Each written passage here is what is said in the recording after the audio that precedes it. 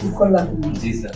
জি না স্যার। তোমারে দিছি আমি কাজ, একটা ভালো লোক এনে সুন্দরভাবে কাজ করবা। কাজের তো আমার হুগা মারা গেল, তুমি আমার দিন থেকে 1000 টাকা মাইরা দিছো, আবার ওই লোকেরা তুমি দেশো তোমার কি অফিসে রাখা যায়? জি স্যার। জি না স্যার। আমি চাইতেছি তুমি রিজাইন দাও। না স্যার। রিজাইন দিয়া তুমি আজকে বাইরে যাবে। জি না স্যার, এই মানে আমি আর এক সেকেন্ডও দেখবো না, ঠিক আছে? স্যার আমার ভুল তুমি হয়েছে। বাইরে যাবে। জি না স্যার, আমার ভুল হয়েছে, এইবারের মতো আমার মাফ করে দিন।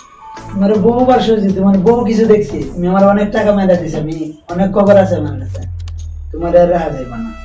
স্যার আরেকটা চান্স দেন আমাকে, একটা চান্স দেন, একটা চান্স দেন স্যার। এমন মনে হলো তুমি যদি সুযোগ চাও, তোমার একটা সুযোগ দেওয়া যাবে, পোষাইলে দেখবা, না পোষাইলে দেখবা না। এখন আমার যে গেটের দারোয়ান, ওই কাজটা তুমি করো, ওটার পাশাপাশি তুমি আমার রুম পরিষ্কার রাখবা, পারবা? স্যার এই কাজটা আমার দ্বারা সম্ভব স্যার। তা না পারলে তুমি যাও ভাই, আমি কেন জোরের কিছু নাই, না পারলে যাও ভাই।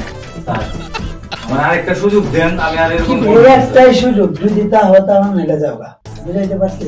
জি স্যার। যে পারলে এই যে জারু আছে, একবার জোর পরিষ্কার করা শুরু করো।